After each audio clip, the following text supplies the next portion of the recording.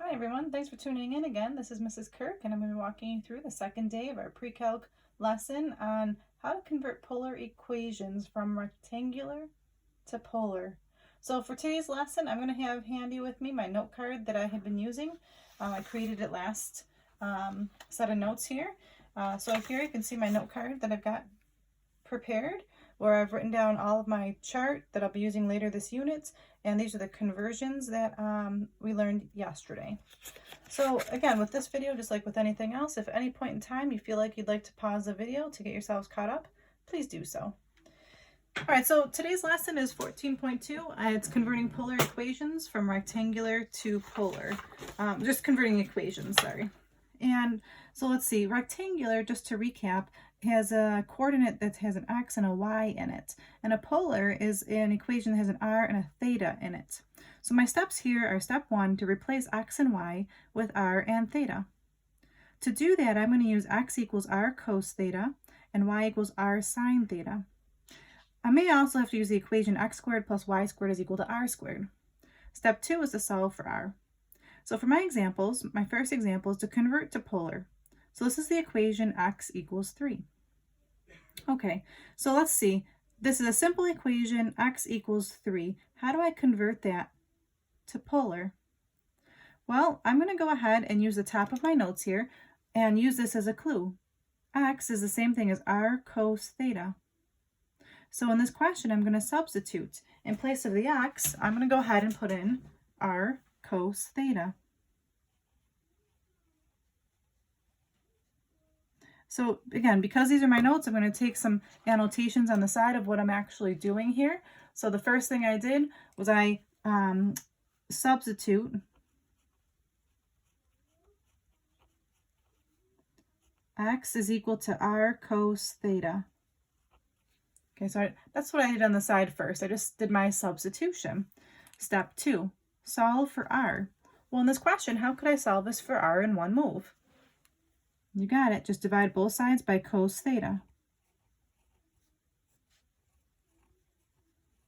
So the cos theta cancels out, and you're left with r is equal to this fraction, 3 divided by cos theta. And I solved for r, so I know I'm going to be finished. Now, before I move on to the next example, I want to take a minute and ask you to grab your graphing calculators. I'm going to show you how you can use your graphing calculator here to see if you've actually converted this properly, and then also to see what these graphs are going to look like. So pause the video if you need to, but go ahead and grab that graphing calculator. I've got mine here. All right, so I'm going to write down my steps. So the first thing you want to do is make sure that you've changed your calculator to be the right mode. So I'm going to use the mode key, and you want to set to polar mode. And for our notes, we're going to be focusing on a zoom 6. And then also, if you have a curved graph, like a circle or an ellipse or a hyperbola, you're going to also want to follow that up with a zoom 0, zoom 5. And what that will do, it will change our window so that we can see the entire curve of the graph.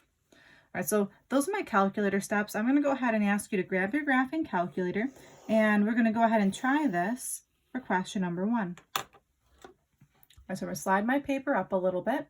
Let's see here. So I'm going to go ahead and go to mode. Mode is this button right here. And I'm just going to make sure that I've got it in polar mode. So if you arrow down, it says function, parametric, polar, and sequential. I'm going to arrow over to polar and push enter just to make sure that that is highlighted. Okay, so now if I go to y equals, as if I were to type this graph in, something interesting happens. I get this r equals.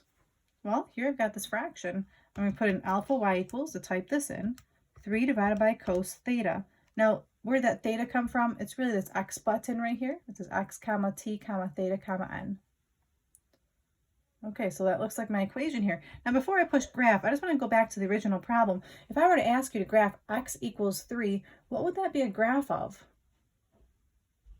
Yeah, you're right. It would be a vertical line. So let's see if that truly is what this will look like. So let's do a zoom 6. So zoom is this key right here. Zoom. And then I'm just going to push the number 6. And that looks like a vertical line at x equals 3. So kind of neat that now you can use your graphing calculators to graph vertical lines. You just have to convert to polar first. All right, that was question number 1. Now I'm going to go on to question number 2. Question number 2 is the equation y squared is equal to 4x, and it's going to have a stipulation that r cannot equal 0. Okay, so let's see. I'm going to follow my steps here. Step 1 says to replace x and y with r and theta.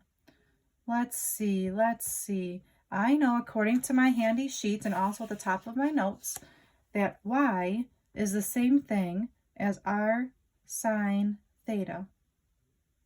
See, y is r sine theta. This is x and this is y. So instead of y, I'm going to use r sine theta. So I've got r sine theta squared is equal to 4, and instead of x, I'm going to use r cos theta. Okay, so that's my substitution to start. Okay, so now what? Well, the next step says to solve this for r. Well, over here on the left-hand side, I see that I can square this. So r squared is simply going to be r squared. When you take sine theta and square that, that becomes sine squared theta. The right-hand side, I can just multiply this out and say it's 4r cos theta. So if I'm going to write my annotations on the side of what I'm actually doing, the first thing I did was I did my substitution. So I substitute, and then the next thing I did was I simplify.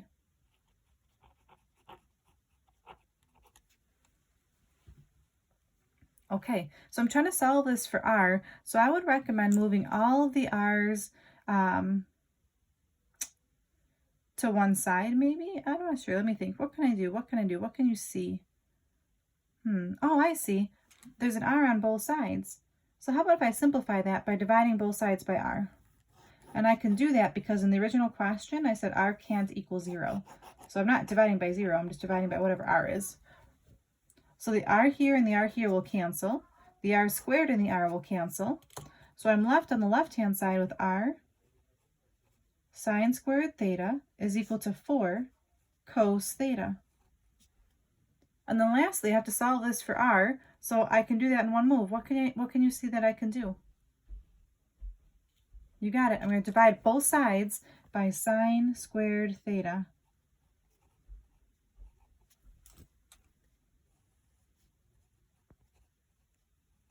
So the sine squared thetas cancel, and I'm left with r is equal to 4 cos theta divided by sine squared theta. And again, that looks very confusing. You're like, what on earth did I just do here? This is what a polar equation looks like. A polar equation has an r and a theta in it. And again, we have our graphing calculator, so I would like to just graph this and see what it looks like. If you remember from just last unit, if you have a y squared in the problem, and only a y squared, what is that a graph of? You think about that while we try to graph this on my calculator. So did alpha y equals 4 cos theta on top, and then for sine squared, I'm going to have to put that in parentheses. So sine theta, close my parentheses, and then square that. So that was how you'd write sine squared theta. All right, did you figure out what this is going to be a graph of? Let's check it out. Zoom. We'll start with zoom 6 first. Oh, what do you know? It's a parabola pointing to the right. Let's see, does that make sense? A y squared equation would be a parabola opening to the left or the right. Why does this graph open to the right? Because this number is positive. Remember, if this number were negative, it would be opening to the left. So this is nice because it kind of ties in some things that we learned in the 2 units ago. Okay, I've got 2 more to go. Here's my question number 3. Let's say the equation is x squared plus y squared is equal to 1.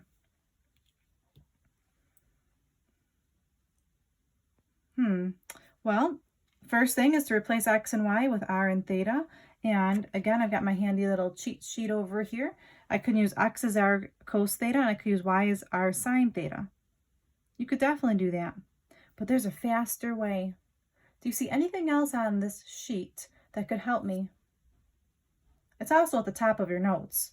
But do you see anything else over here? Anything else from yesterday's notes or the top of your notes right now that could be helpful? It just makes it a little faster if you notice this element right here. X squared plus y squared is equal to r squared. Do you see that here? Here's my x squared plus y squared. So can't I just convert that to be r squared?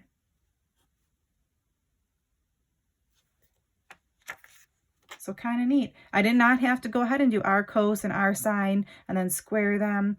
It would not be wrong to do that. It just, you'd have to use the trig identity then, sine squared plus cos squared equals 1. This is a faster way. So on the side of my notes, I'm just going to write down, look out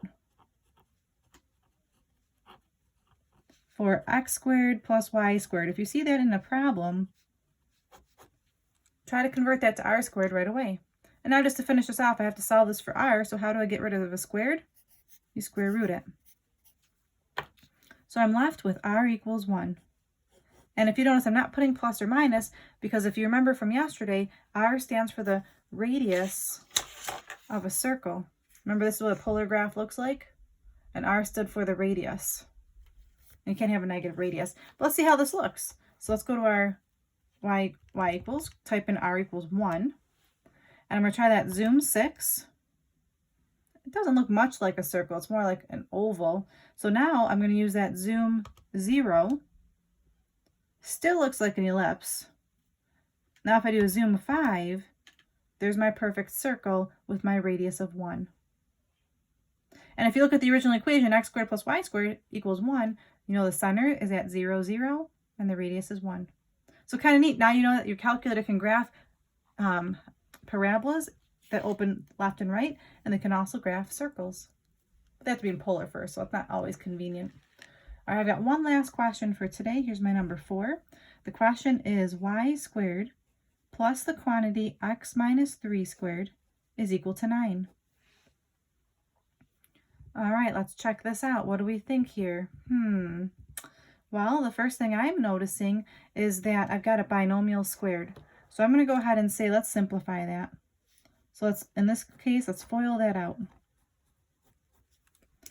Okay, so let's see. I'm going to go ahead and FOIL it out. You go ahead and try your best as well. This is y squared plus x squared minus 6x plus 9 is equal to 9. And again, if I'm moving too quickly, please pause the video and get yourselves caught up here.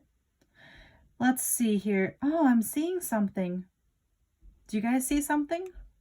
What can I substitute just from the last question, question number 3? Do you see it right here? X squared plus y squared. From question number 3, what is x squared plus y squared? R squared. Now x, that's a little trickier. X. Wait a second. On the top of my notes, and also on those little handy sheets here, I know x is the same thing as r cos theta. So I'm going to substitute x in place with r cos theta. Again, the whole point of this is to get rid of the x's and the y's and to sub in r's and thetas. So if I look at my question, there's no more x and there's no more y, so it's looking pretty great. So that's step 1, is to convert everything. Now step 2 is to try to solve this for r. So I guess the first thing I did, if I'm writing my annotation, was to substitute. Then I did some simplifying. And now I'm going to try to solve for r. Well, let's see here. Can I, first off, what happens if I move this 9 over? It cancel out nicely. So I'm going to go ahead and start with doing that. And then I'm looking at what's left. I've got r squared minus 6r cos theta. Do you see I can factor? I can factor a GCF. That's my next step. Factor that GCF out. You go ahead and try it. What would that look like if you factor out the GCF? Maybe pause the video and see what you think. I'm going to keep on going. So this becomes r. I'm factoring out an r. So we've got r minus, if I factor r out of this, it becomes 6 cos theta. draw my t-chart, and on the left-hand side, I get r equals 0. Well, you can't have a radius of 0. That would just be a point, so just reject that. On this side, I get r minus 6 cos theta equals 0. And I can add 6 cos theta to both sides.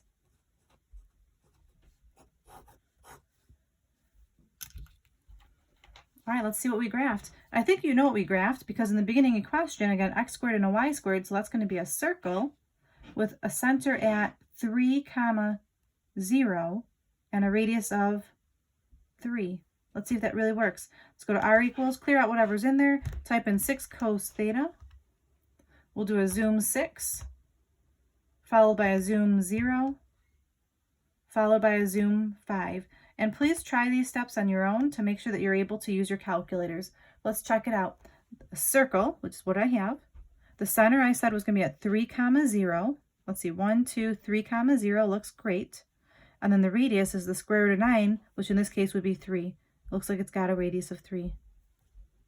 So again, thank you for tuning in today. This is Mrs. Kirk. I'm just appreciate that you followed along the best that you could. I hope things are going well with you. The homework today, you've got 2 questions from the book. So here's your homework. Homework 14-2. It's going to be page 584, questions 77 and 81. And then there's also 2 equations down here for you to convert yourselves. You've got x squared plus y squared minus 4x equals 0, and x squared plus the quantity y plus 2 squared is equal to 4. Good luck, everybody. Take care. Bye-bye.